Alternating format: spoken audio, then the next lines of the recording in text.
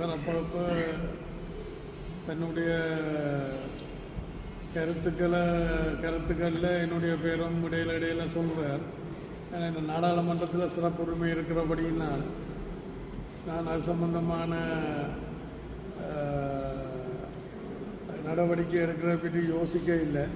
நான் இனி சட்ட வல்லுநர்களோட கதைச்சு சொல்கிறது பொய் தானே.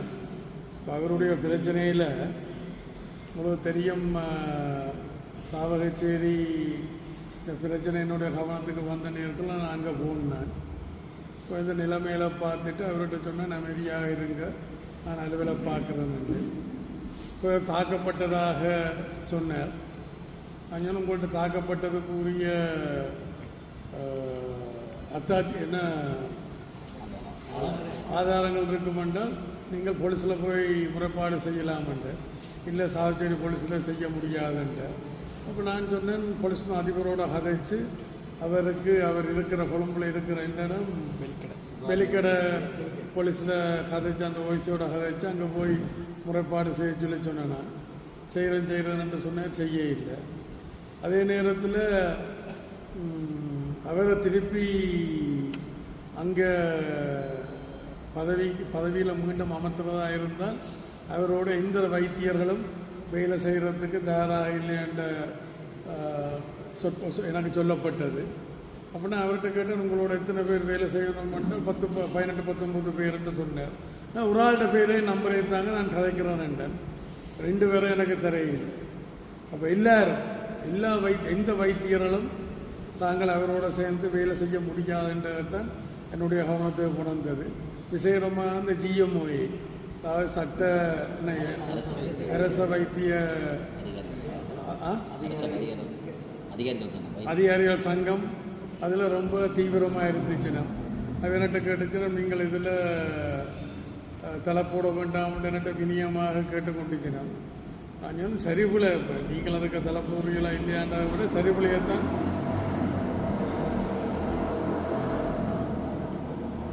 ஸ்கூட்டர் மோட்டர் சைக்கிள் இதாக ட்ரெயின்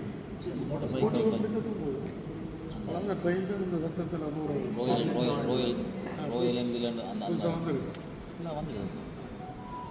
அப்போ யாரும் அவரோட வேலை செய்கிறதுக்கு தயாராக இல்லை என்ற நிலையில் இது கேட்கல. அப்போ நான் என்னென்று அந்த பிரச்சனையை தீர்க்கிறது? ஈழமக்கள் ஜனநாயக கட்சியின் செயலாளர் நாயகமும் முன்னாள் அமைச்சருமான டக்ளஸ் தேவானந்தாவின் ஊடக சந்திப்பு யாழ்ப்பாணத்தில் உள்ள கட்சி தலைமை அலுவலகத்தில் இன்று இடம்பெற்றது.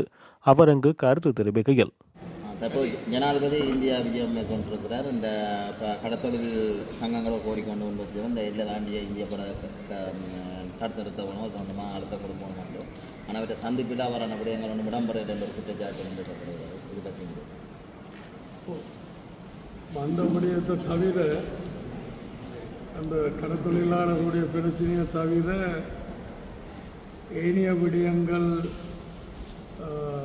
கைச்சாத்திரப்பட்ட ஏனைய விடயங்கள், இணக்கம் காணப்பட்ட ஏனைய விடயங்கள் நாங்கள் முன்னாள் ஜனாதிபதி ரணில் விக்ரமசிங்க தலைமையில் இருக்கையில் முன்னெடுக்கப்பட்ட விடயங்கள். அந்த வகையில் நான் அதை வரவேற்கிறேன். அதே நேரத்தில் கடத்தொழிலாளர்களுடைய பிரச்சனையில் எந்த விதமான தீர்வுகளும் எட்டப்பட்டதாக தெரியவில்லை. மனிதாயமான அடிப்படையில் அதை அணுக வேண்டும் என்ற ஒரு இணக்கப்பாடு தான். அப்போ மனிதாயமான அடிப்படையில் அணுகுதல் என்பது இந்திய கடற்தொழிலாளர்கள் எல்லை தாண்டி அத்துமீறி எங்களுடைய கடல் பரப்புக்குள் வந்து சட்டவிரோத தொழில்களில் ஈடுபடலாம், அவர்கள் கைது செய்யப்படக்கூடாது. அதுதானா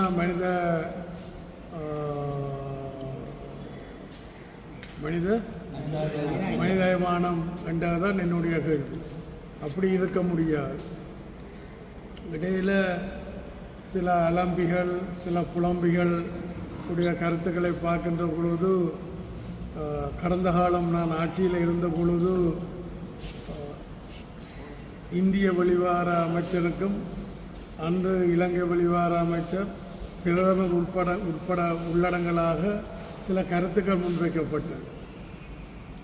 அப்போ அப்பொழுது பத்திரிகையாளர் என்னிடம் கேள்வி எழுப்பிய போது நான் சொன்னேன், கடற்தொழில் அமைச்சர் அன்று வரை டக்ளஸ் தேவானந்தா தான்.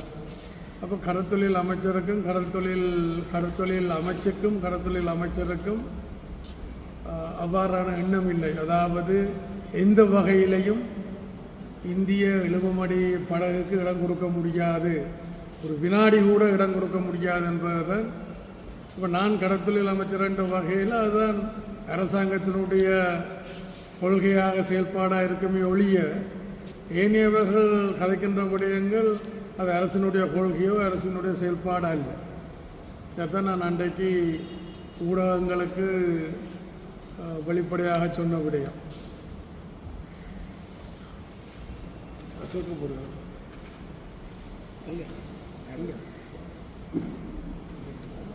மக்கள் பிரதிநிதியாக எவ்வளோ காலம் இருந்த நீங்கள், நீண்ட காலமாக மக்கள் பிரதிநிதியாக இருந்த நீங்கள், அமைச்சராக இருந்த நீங்கள், அப்போ இந்த தேர்தலில் வந்து உங்களுக்கு ஒரு சின்ன ஒரு ஓய்வு ஒன்று கிடைச்சிருக்கு, இதை நீங்கள் எப்படி பார்க்குறீங்க?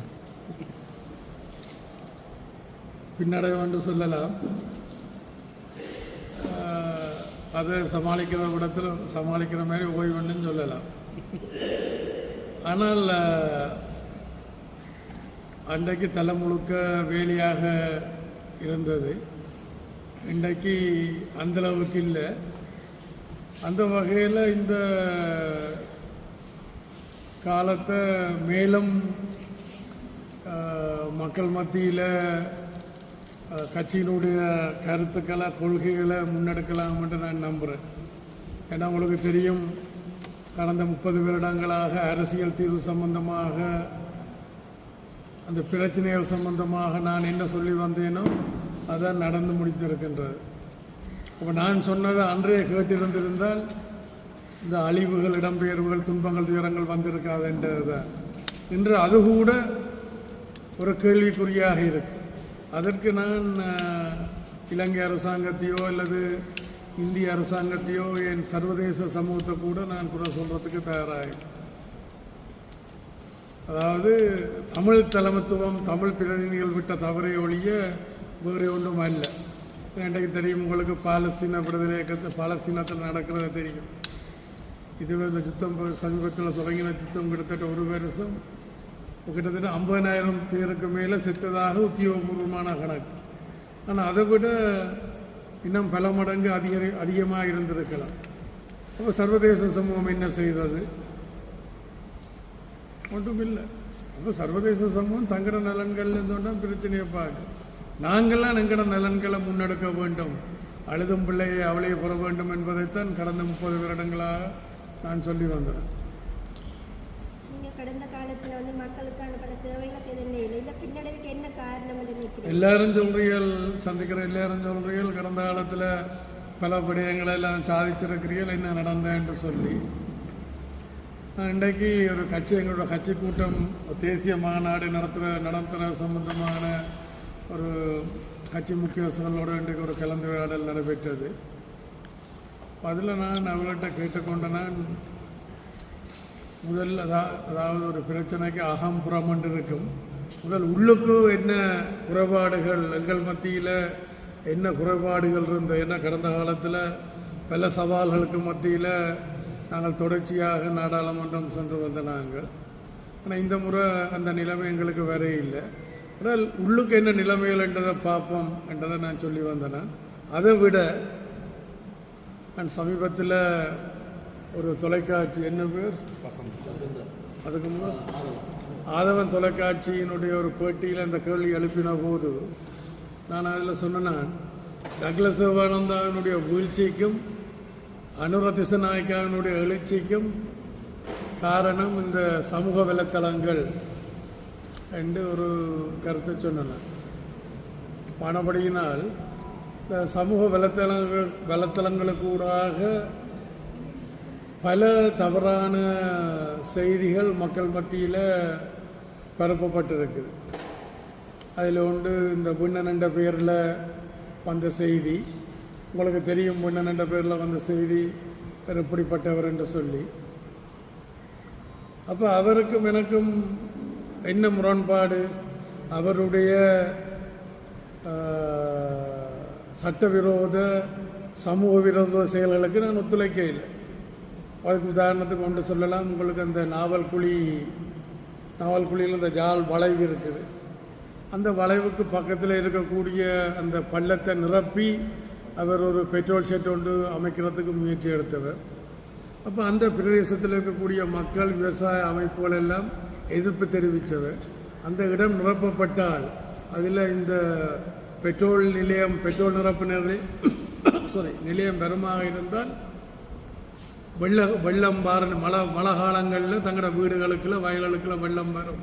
ஆனபடியினால் தயவு செய்து அதை கொடுக்க வேண்டாம். அப்போ இவர் என்னுடைய நண்பர், எனக்கு ஆதரவாக இருக்கிறார்ன்றதுக்காண்டி தவறான இதுக்கு நான் இடம் கொடுக்க போகிறதில்லை. இப்போ கடந்த காலங்களில் உங்களுக்கு தெரியும், மெயினாக ரோட் பூட்டப்பட்டிருந்தது, வன்னி தடை ஏற்படுத்தப்பட்டிருந்தது. அப்போ நான் தமிழ் வர்த்தகர்களை அழைத்து எங்களுடைய மக்களுடைய நியாயமான பொருட்களை நீங்கள் கொண்டு செல்ல வேணும், நான் உங்களுக்கு அனுமதி பெற்று தரேன் என்று சொல்லி அந்த வகையில் அனுமதியை பெற்று கொடுத்தது. அதே நேரத்தில் அவைகள்கிட்ட சொன்னது நியாயமான விலை, அதாவது செலவுகள் போக நியாயமான விலை. இப்போ 2000 ரூபா பெறுமதியான பொருளை 20,000க்கு விற்க முடியாது. அப்போ அதுக்கு நான் இடம் கொடுக்க இல்லை. இப்போ நேற்று நான் கொழும்புலேருந்து வரையில் ஒரு கொழும்பு பிரபல வர்த்தகர் கனகாலத்துக்கு பிறகு சந்தித்து கட்டிப்பிடிச்சு முத்தம் கொடுத்தார். அவரும் என்னுடைய நண்பர், அவரும் ஒரு பிரபல வர்த்தகர். அப்போ நான் இந்த A9 ரோட் இந்த பிரச்சனை வந்த பிறகு அவர்களோடு இருக்கக்கூடிய தொடர்புகளை நான் கையை விட்டாச்சுது. நான் இப்போ நீதிமன்றம் செல்ல இருக்கின்றேன் என்று ஏற்கனவே சொல்லியிருக்கின்றேன். அப்போ இந்த பெண்ண நண்பர்களோடு நான் வர்த்தக நடவடிக்கைகள், கட்சிக்கு நிதி தேவை என்ற வகையில் வர்த்தக நடவடிக்கையில் ஈடுபட்டிருந்தேன். நான் அதில் அவர் முறைகேடாக ஒரு விடயத்தில் நடந்தபடியினால் நான் அவரை அதிலிருந்து விலத்தி விட்டேன். அதுக்கு பிறகு இந்த கஸ்தூரியார் கடத்தொகுதி சம்பந்தமான பிரச்சனை அவருக்கு தான் அதை கொடுத்திருந்தேன். அப்புறம் அவர் இந்த மகேஸ்வரன் கொலை சம்பந்தமாகவும் நிதி மோசடி சம்பந்தமாகவும் CID-யினால் கைது செய்யப்பட்டவர். நான் அதுக்கு பிறகு நான் வேறொரு நபர்கிட்ட என்ன அந்த திட்டம் முன்னெடுக்கப்பட வேணுமென்றதுக்காண்டி வேறொரு நபர் கூடாக அதை நான் முன்னெடுத்தினேன். அப்போ அவர் தன்னுடைய முறைகேடுகளுக்கு அல்ல தன்னுடைய சட்டவிரோத செயல்களுக்கு அல்ல மக்கள் விரோத செயல்களுக்கு நான் இடம் கொடுக்க இல்லை என்றதால் உங்களை மாதிரியான ஊடகங்கள் இதுக்கு முன்னுரிமை கொடுப்பீர்கள் என்ற வகையில் இல்லை சமூக வலைத்தளங்கள் அதை அவையில் இன்றைக்கு ஒரு குடிசை கைத்தொழில் மாதிரி இன்றைக்கு சமூக வலைத்தளங்கள் இங்கே செயல்படுகிறது. அவர்களுக்கு நல்ல வருவாய் கிடைக்குது.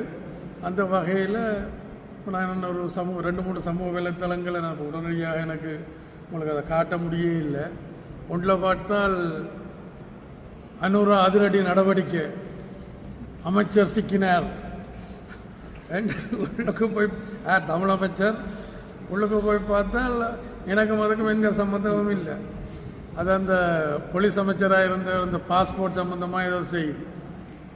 அப்படி கணக்கு உதாரணத்துக்கு நான் சொல்லலாம்.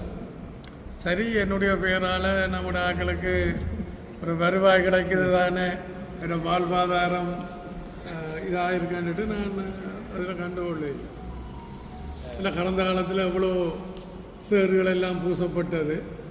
நான் அதுகளை முன் கொடுத்து வந்து என்னுடைய நான் தவறு என்று சொல்லி யாராவது நிரூபித்தால் நான் அதுக்கு வெளிப்படையாக மன்னிப்பு கேட்கறது மாத்திரமல்ல, அதுக்கு பரிகாரம் காண்றது தான் என்னுடைய இது. இப்போ கிட்டத்தட்ட பொன்னியன் என்று சொல்லி பொன்னியனும் ஒரு 2-3ஆம் தரம் பேட்டிகள் கொடுத்துருக்கிறார்.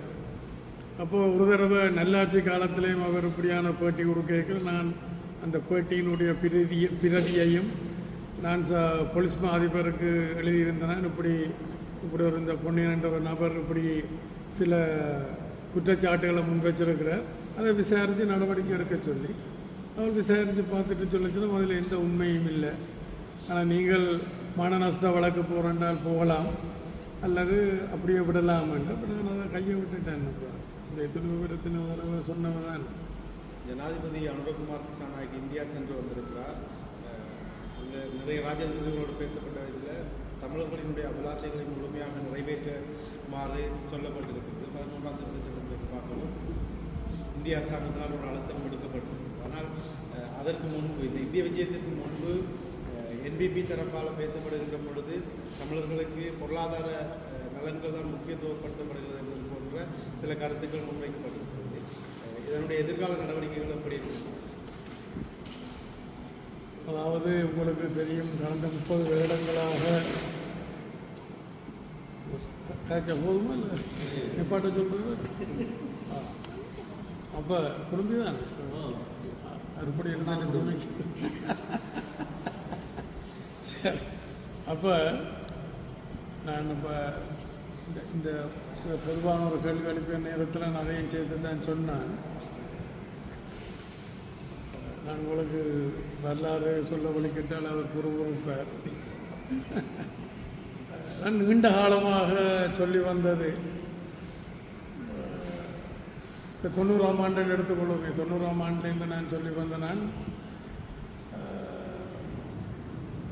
அதாவது தேசிய நீரோட்டத்தில் கலந்து கொண்டு நாடாளுமன்ற ஜனநாயகத்துக்கு ஊடாகத்தான் எங்களோட மக்கள் எதிர்கொள்ளுகின்ற 3 விதமான ஆணாக்கள்.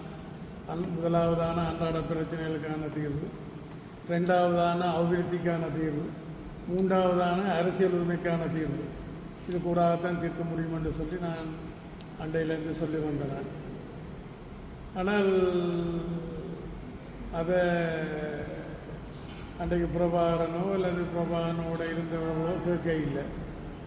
ஆனால் இன்றைக்கு எல்லோரும் அதுக்குத்தான் வந்திருக்கணும். இன்றைக்கு அது ஒரு திருப்பியும் ஒரு கேள்விக்குறியாக வந்திருக்குது. இருந்தாலும் இந்தியா தனக்கு சந்தர்ப்பங்கள் கிடைக்கிற நேரத்தில் இந்த விடயங்களை திருப்பி சொல்லி கொண்டு வருகிறது. ஆனால் இங்கே அது நடைமுறையில் இல்லை. அதுக்கு பிரதான காரணம் தமிழ் மக்களுடைய பிரதிநிதிகள் என்று சொல்லுகின்றவர்கள்தான் காரணமே ஒழிய நான் தென்னிலங்கை அரசாங்கத்தை பற்றி கூட சொல்ல தயாராக இல்லை. ஏனென்றால் இந்த அழுதும் பிள்ளை அவளே புறவானும் என்பது போல நாங்களாம் என்கிற பிரச்சனைக்கு தீர்வு காணவும் சர்வதேசமோ இந்தியாவோ தென்னிலங்கை அரசாங்கம் கூட இல்லை, நாங்களும் அதை சரியாக முன்னெடுக்க வேணும். அதுக்கு தான் நான் மக்கள்கிட்ட கேட்டேன், எனக்கு போதிய அளவு வாக்குகளையும் போதிய ஆசனங்களையும் கொடுத்தால் என்னால் 2-3 வருஷத்துக்குள்ளே தீர்க்க முடியும் என்று சொல்லி மக்கள் உங்களுக்கு தெரியும் என்ன தீர்ப்பு கொடுத்துருக்கணும்ண்டு. அது சரியாக பிள்ளையாண்டது காலம்தான் தீர்மானிக்கும். இந்த நாடாளுமன்ற தேர்தலில் யாழ் தேர்தல் மாவட்டத்தில் மக்களினுடைய தெரிவு பற்றி என்ன நினைக்கிறீங்க? புதியவர்கள் நிறைய பேர் பாராளுமன்றத்தில் சேர்த்துருக்காங்க. பழைய நாடாளுமன்ற உறுப்பினர்கள் சிலர் பிரதிநிதித்துவத்தை இழந்திருக்காங்க. இந்த தெரிவு எப்படி இருக்கு மக்களினுடைய?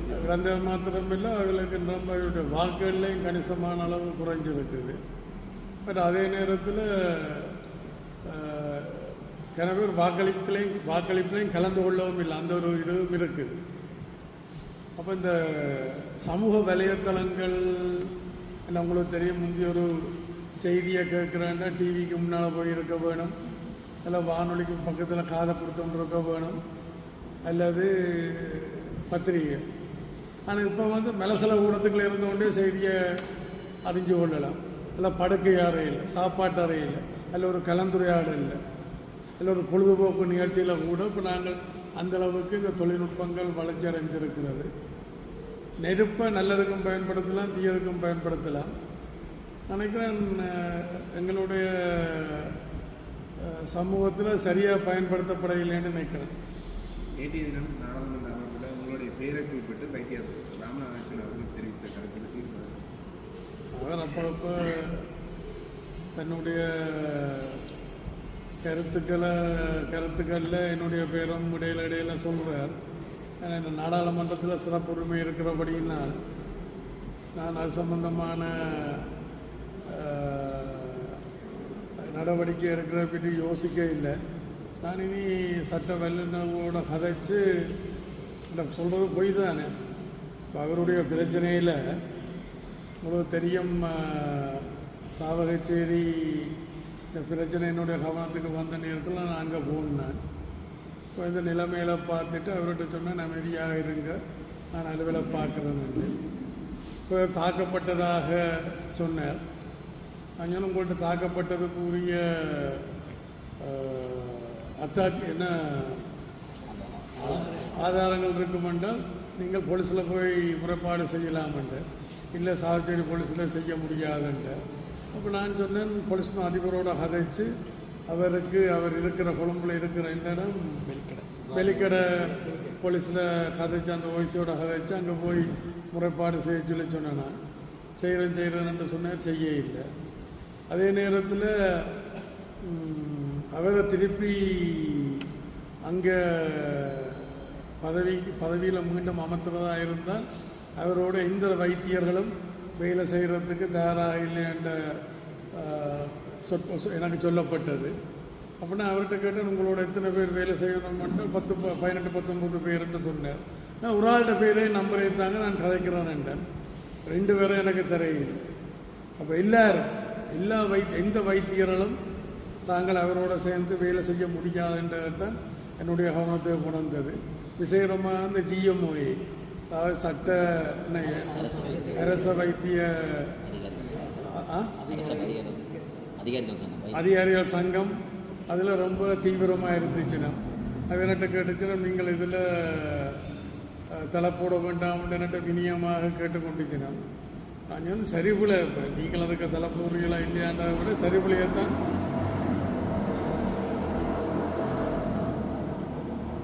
ஸ்கூட்டர் மோட்டர் சைக்கிள் இதாக ட்ரெயின் ஸ்கூட்டர் பிடிச்சதும் போதும். அந்த ட்ரெயின் தான் இந்த சத்தத்தில் வந்துருக்கு.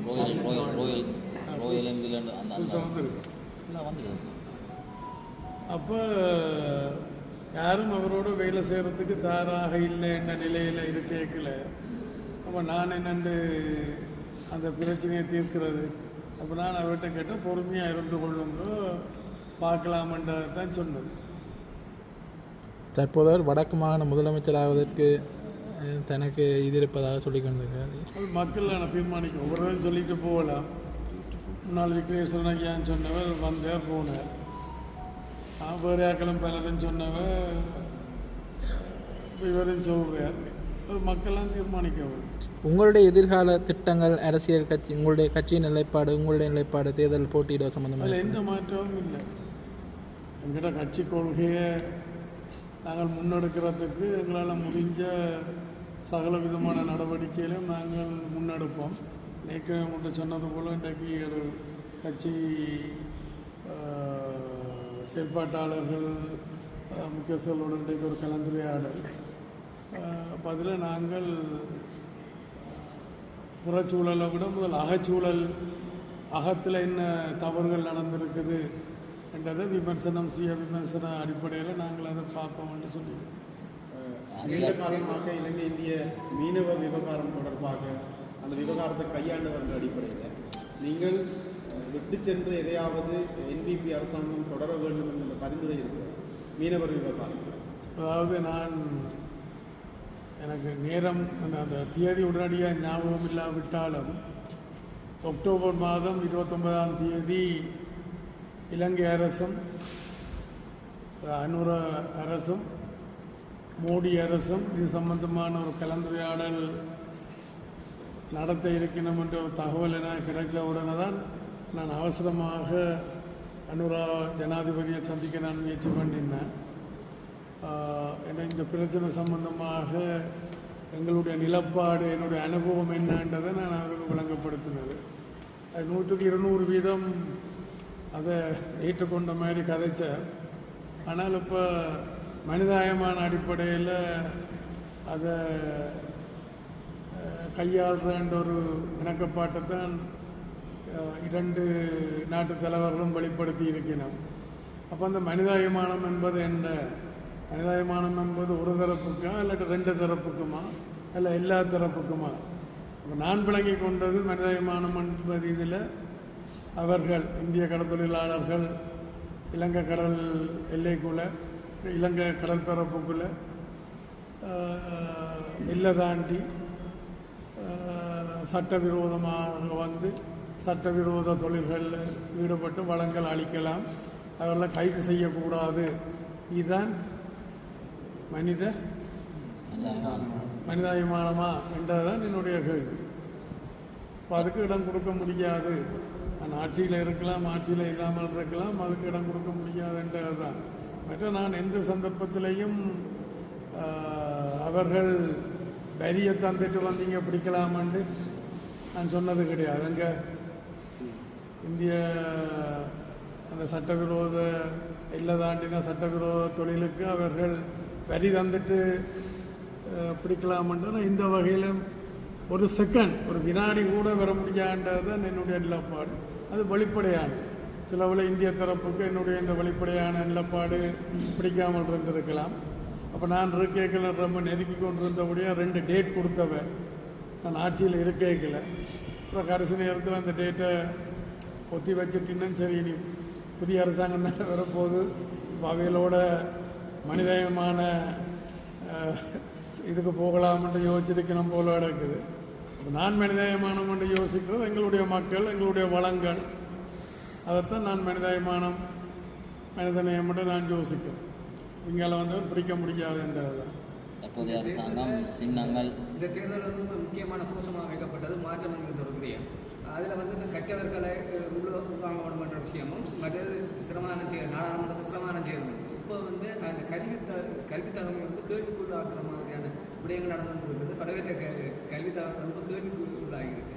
இது வந்து நீங்கள் எப்படி பார்க்குறீங்க? நீங்களே கேள்வியும் பதிலையும் சொல்லியிருக்கிறீர்கள். அப்போ இந்த அரசு ஆட்சிக்கு வர முன்பு கன விடயங்களை சொல்லியிருக்குது. அது நான் இப்போ கிட்டடியில் போய் இந்தியாவில் போய் கையெழுத்து போட்டு எனக்கு காணப்பட்டு வந்த பல விடயங்களை அண்டைக்காவையில் எதிர்த்தவை. இன்றைக்காவில் அதை ஏற்றுக்கொண்டிருக்கணும். அது மாதிரி உங்களுக்கு தெரியும், இந்த IMF, அதாவது சர்வதேச நாணய நிதியம், அவைகளோட எல்லாம் முணங்கி போயிருக்கணும். அதோட நாங்கள் ரணில் விக்ரமசிங்க தலைமையிலான ஆட்சியில் நாங்கள் எதை முன்னெடுத்தோமோ அதை முன்னெடுக்கணும். அந்த வகையில் அது வரவேற்கக்கூடியது. மற்றது கல்வி தகமை என்றதை விட நாடாளுமன்றத்தில் அனுபவம் எல்லாம் இந்த மக்கள் தொடர்பான இந்த அக்கறை தான் முக்கியம். இப்போ இந்தியாவில் காமராஜ் என்று இருந்தால் என்ன பேரை நான் உதாரணத்துக்கு சொல்லலாம்.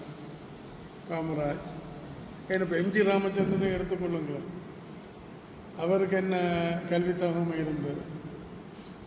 இப்போ இதில் கல்வி தகமை என்றதை விட இந்த மக்கள் தொடர்பான அவர்களுடைய அந்த அக்கறை அப்போ அந்த அந்த அதுகள்லாம் முக்கியம். இந்த மக்கள் தொடர்பான அவர்களுடைய அக்கறை தான் முக்கியம். அதான் இந்த ஆற்றல். இந்த தேர்தலில் அதானியினுடைய முதலீடுகளுக்கு ஆட்சிக்கு வருவதற்கு முன்பு NPP தரப்பு கடுமையான எதிர்ப்பை வெளியிட்டது. இப்பொழுது இந்தியா பயணம் முடித்து கொண்டு வந்து அதானியினுடைய முதலீடுகள் தொடர்பாக சாதகமான சமிக்கையை வெளியிட்டிருக்காங்க. இவர்களுடைய இந்த நிலைப்பாடு தொடர்பான அதுதான் நான் சொன்னேன், ஆரம்பத்திலேருந்து தான் சொல்லியிருக்கிறேன். நாங்கள் அன்றைக்கு என்னத்தை முன்னெடுத்த நாங்களோ, எஞ்சத்தை இவையில் அன்றைக்கு எதிர்த்தவைகளோ இன்றைக்கு அதை பின்பற்றினோம். அதை நாங்கள் முன்னெடுத்ததை அவை பின்பற்றினோம். அது நல்லது, வரவேற்கக்கூடியது. கடத்தொழில் மீனவர் தொடர்பான பிரச்சனைகளில் சாதகமான முடிவுகள் எடுக்கப்படாவிட்டால் EPDP தரப்பில் இருந்து போராட்டங்கள் ஏதாவது எதிர்காலத்தில் முன்னெடுக்கிறோம். நான் திரும்ப நிலைமையில் பார்த்துட்டு முதல் ஜனாதிபதி ஜனாதிபதியோட கதைச்சு போட்டு அடுத்த கட்டத்துக்கு நான் போவேன். தற்போதைய அரசாங்கம் ஒரு கருத்தை சொல்லுது, இந்த சின்னங்கள் கட்சிகளை கைவிட்டு நாட்டை கட்சிகளுக்கு ஒன்று சேர்ந்து உழைக்கணும் ஒரு கருத்தை சொல்லுது. இப்போ அவங்களுடைய இழப்பாடு. இப்போ யுத்தம் முடிஞ்ச பிறகு நான் பங்கெடுத்திருந்த மைந்த அரசு, அப்புறம் கோட்டாபி அரசு எல்லாம் இதை முன்வச்சவை. நான் என்ன சொன்னேன், முதல்ல மக்களுடைய பிரச்சனைக்கு தீர்வு காண வேணும். ஒரு பிரச்சனைக்கு தீர்வு கண்டாச்சது, வன்முறைக்கு தீர்வு கண்டாச்சது. எங்களோட மக்களுடைய அரசியல் பிரச்சனைக்கு தீர்வு காண வேணும். அதுக்கு பிறகு நான் அதை பற்றி யோசிக்கலாம் மாட்டேன். நான் அன்றைக்கு அந்த இது நான் உங்களுக்கு முந்தைய கதைச்சிருக்கிறேன், குழந்தனோ தெரிய இல்லை. எங்கே அந்த கையெழுத்து போட்டு இது, அதாவது என்னென்றால் உங்களுக்கு தெரியும், நான் ரெண்டாம் தரம் மைந்த ஆட்சியில் இது கேட்கல, எங்கே இருந்தது மைந்த ஆட்சியில் இது கேட்கல, எல்லாத்தையும் உண்டெடுத்து வை. மைந்த ஆட்சியில் இது கேட்கல அண்டையான அரசாங்கம் இந்த 13ஆம் திருத்தச் சட்டத்தை இல்லாமல் பண்ணி, என்ன 3 அவைகளுக்கு இருந்தது இல்லாமல் பண்ணி மாவட்ட சபைகள் அல்லது இந்த இருக்கிற அதிகாரங்களை இன்னும் குறைக்கிறதுக்கு முயற்சி எடுத்தவை. அந்த நேரத்தில் நாங்கள் அந்த ஆட்சியில் இருந்தது. அந்த நேரத்தில் 51 பேருடைய கையெழுத்துகளை நாங்கள் எடுத்து, ஆட்சியில் இருக்கிறவர்களுடைய 51 பேருடைய கையெழுத்துகளை எடுத்து நாங்கள் அதை காட்டினாங்கள். என்னது, நீங்கள் இதை நாடாளுமன்றத்துக்கு கொண்டால் நாங்கள் 3 தர மாட்டோம், இதை நிறைவேற்ற விட மாட்டோம் என்று நாங்கள் சொன்னோம். பத்திரிகைகள் என்கிட்ட கேட்டால் தங்களுக்கு தரச்சல். நான் சொன்னேன், எனக்கு பலகாரம் தேவையொழிய சிலப்பா இல்லை என்று நான் அரசியல் மயப்படுத்த விரும்பல. அப்புறம் கொஞ்சம் தேடி எடுத்துட்டேன். நான் காட்டுறேன் உங்களுக்கு. அன்றைக்கு இதில் காட்டினேன், இதில் ஆதவனில் நான் காட்டினேன். முதலாவது என்னுடைய கையெழுத்து, 2வது எங்கள் தொண்டமான் ஆறுமன் தொண்டமாண்ட கையெழுத்து, 3வது ஹக்கீம், அப்புறம் அதுக்கு பின்னால் வருது. இப்போ உங்களுக்கு காட்டுறேன், ஒப்பியா திரையில் நான் உங்களுக்கு மொத்தம் காட்டலாம். அப்போ என்ன கேள்வி, இப்போ அந்த வகையில் நாங்கள் இந்த 3 ஆணாக்களில் இந்த இன்றைக்கு அரசியல் உரிமை பிரச்சனை ஒரு பிரதானம். அப்போ அதை முன்னெடுக்கிறதுக்கு சில பேரை யோசிக்கலாம், இவர் தான் ஒரு பழைய ஆள், இதானால் இப்போ இவரை இது பண்ணிவிட்டால் பிரச்சனை இல்லை என்று சில வேளை தென்னிலங்கை ஆட்சியாளர்கள் சில வேளை யோசிக்கலாம். இன்றைக்கு இல்லை, கடந்த காலத்திலேயும் அப்படி பல யோசனைகள் பல செயல்பாடுகள் எல்லாம் இருந்தது. அதில் இந்த தண்ணிக்குள்ளால் நெருப்ப கொண்டு போகிற முடியும் தெரியும் தான், அப்படி செய்து வந்தது. இதில் ஒரு சறுக்கள் பார்ப்போம். புதிய அரசியலமைப்பு அமையப்படுவதற்கான சாத்தியக்கூறுகள் இருக்குது. இதில் வந்து புதிதாக பாராளுமன்றம் கொண்டு வந்து அதிகமாக இருக்கின்றார்கள் தமிழர்கள் தரப்பில் இருந்தால். இந்த அரசியலமைப்பு புதிதாக அமையும் போது இது தமிழ் அரசியல் நிலப்பாட்டில் வந்து தாக்கம் இருக்குன்னு நினைக்கிறேன். ஏன்னா புதியவர்கள் போயிருக்கிறார் பாராளுமன்றத்துக்கு, அனுபவம். என்னென்றால் அது போன்ற அனுபவம் முக்கியம். மற்றது அந்த அவைகள் தாங்கள் முன்னெடுக்கிற கொள்கை இருக்குத்தானே, அதில் எந்தளவுக்கு அவைகள் உறுதியாக இருக்கணும் என்ற ஒரு விஷயம் இருக்குது, தெளிவாக இருக்கணும் என்றது. ஆனால் மட்டும் எல்லோரும் சொல்லியிருக்கோம், இந்த அரசாங்கத்துக்கு தாங்கள் ஆதரவு கொடுக்க தயார்ன்றதை தான் எல்லோரும் சொல்லியிருக்கணும். அடையால் நாங்கள் பொறுத்திருந்து தான் பார்க்க வேணும், காலம்தான் அதுக்கு பதில் சொல்ல வேணும் என்ன மாதிரி போகுதுண்டு. இனி புதிய அரசியல் ஜாப் என்பது நடைமுறையில் எந்தளவுக்கு சாத்தியம் என்ற ஒரு கேள்விக்குறி இருக்குது. ஆனால் இந்த அரசாங்கத்துக்கு 3 இருக்குது. அதே நேரத்தில் சர்வஜன வாக்கெடுப்புக்கும் போக வேண்டி வரும்.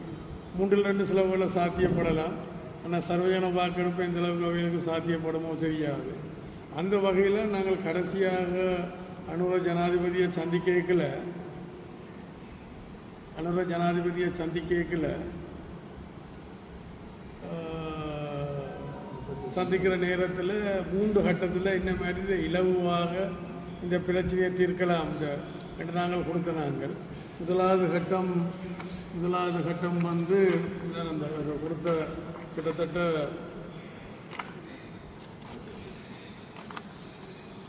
38 விடயங்கள் கொடுத்துறாங்க. அதில் அந்த இந்திய கடத்தொழில் பிரச்சனை உண்டு. 38வது வந்து இந்த 13ஆம் திருத்த சட்டத்தை முழுமையாக எந்தளவுக்கு நடைமுறைப்படுத்துறதில் ஆரம்பிக்கலாம் என்றால் முதலாம் கட்டம் சிம்பிள். நாடாளுமன்றம் எல்லாம் போக தேவையில்லை. நிறைவேற்ற அதிகாரத்துக்கு ஊடாகவும் நிர்வாக ஏற்பாடுகளுக்கு ஊடாகவும் எடுத்துக்கொண்ட அதிகாரத்தை ஜனாதிபதி ஒரு கையெழுத்து, அதை சிரித்து கொண்டும் போடலாம், மும்மொண்டும் போடலாம் என்றால் அது அதிகாரம் உங்களுக்கு கூடும். முதலாம் கட்டம். 2ஆம் கட்டம் நாடாளுமன்றத்துக்கு கொண்டு வர வேண்டி இருக்குது. அதில் அன்றைக்கு 50 பேர் நாடாளுமன்றத்தில் கூடினால் அதில் 26 பேர் சாதகமாக ஆதரவாக வாக்களித்தா சரி. அப்புறம் 3ஆம் கட்டம். அப்போ இந்த 2 கட்டமும் நடைமுறையில் விரைக்கல. நாங்கள் தேசிய நல்லிணக்கத்தை வலுப்படுத்துவோமா இருந்தால் 3ஆம் கட்டத்தை இலகுவாக செய்து முடிக்கலாம் அதுக்கு நாடாளுமன்றத்தில் 3/2 தேவைப்படும், சர்வஜன வாக்கெடுப்பு கூட போகும்.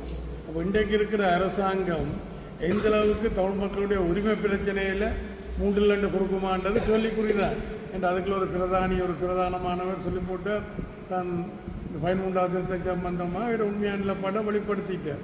அப்புறம் ஏதோ காரணங்களுக்காக அப்படி சொல்லல, இப்படி சொன்னது, இப்படி சொல்லல, அப்படி சொன்னதுக்கு வந்துட்டேன். நான் இது முடிஞ்ச அப்புறம் இன்னொரு உதாரணத்தை சொல்கிறேன், ரெக்கார்டில் வேண்டாம், உங்களுக்கு முந்தி சொல்லியிருப்பேன்.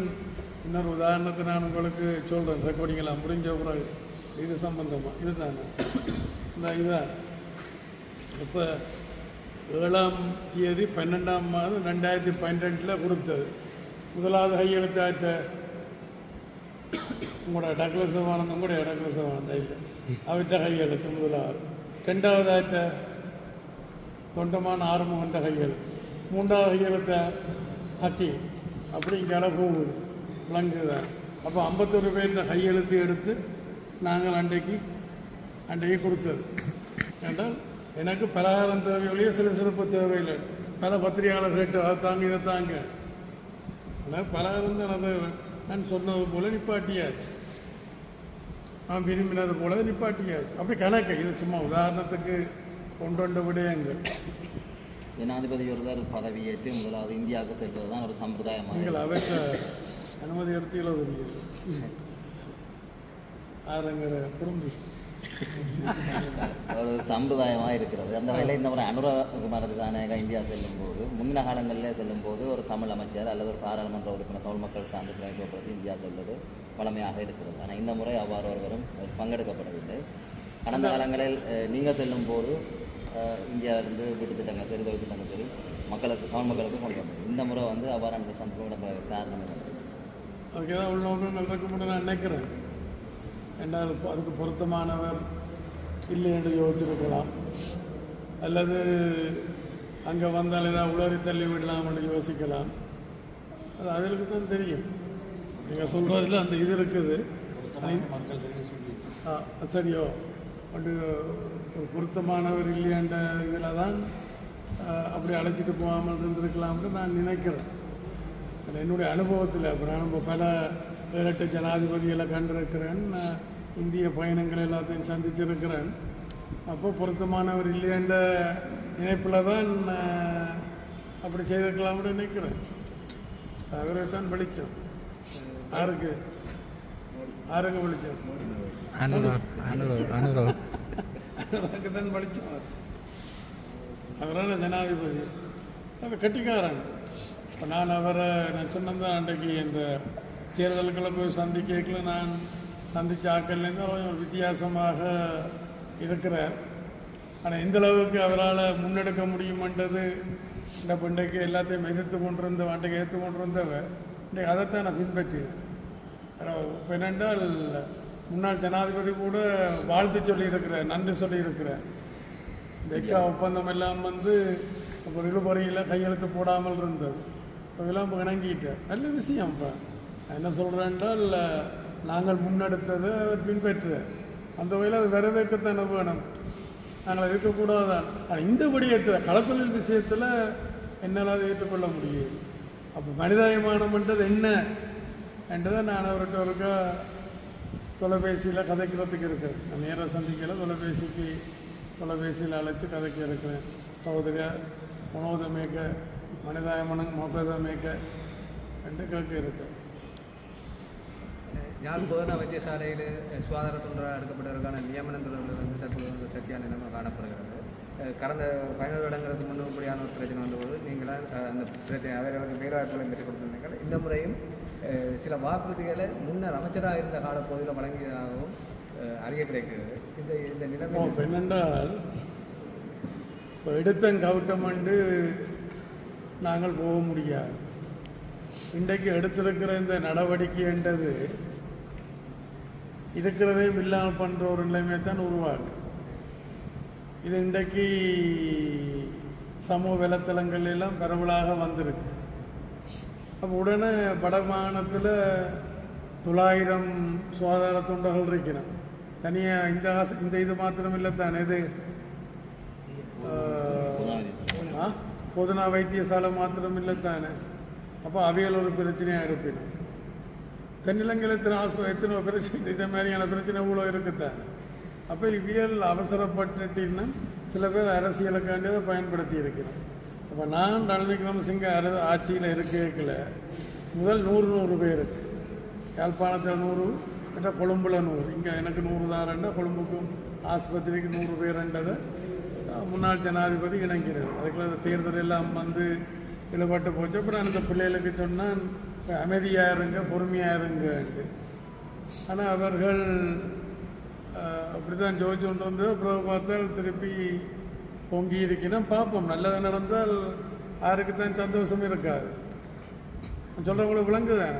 கடந்த காலத்தில் நான் கட்சி நிதியாக கூட இதில் கொடுத்த 6 மாதத்துக்கு இத்தனை பேர் கொடுத்துருக்கலாங்க. அவைகளுக்கு மாற்றம் வேறு பல பேர் கொடுத்தது அந்த இது செய்தது தான். இது இந்த மணல் வியாபாரம் செய்ய எனக்கு ரொம்ப வந்தது. அதில் இந்த வேலையெல்லாம் நான் கூட செய்தது.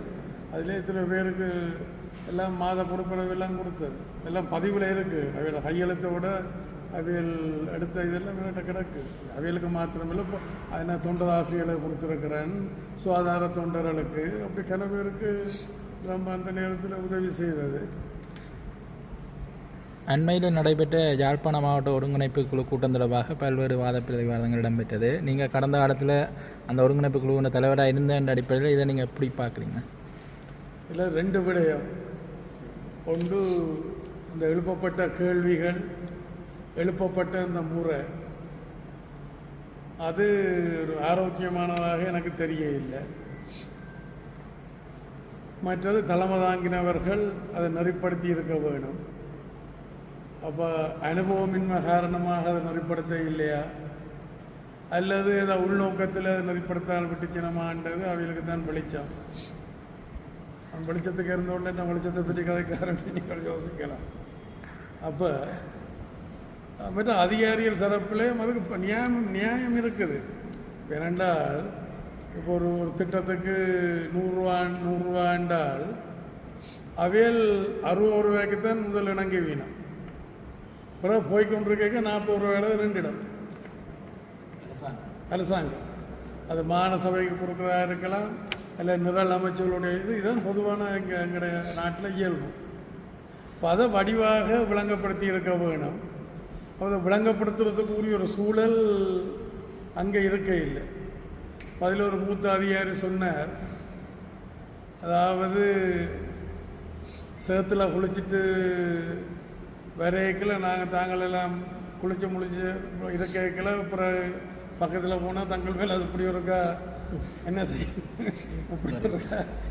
அது போல இந்த கதை ஒன்று இருக்குதான். இந்த பண்டிகையும் ஜானையும், அதாவது கோயில் ஜானி ஒன்று குளித்து பட்டையெல்லாம் அடித்து பொட்டோட வந்த ஒன்று இருக்குது.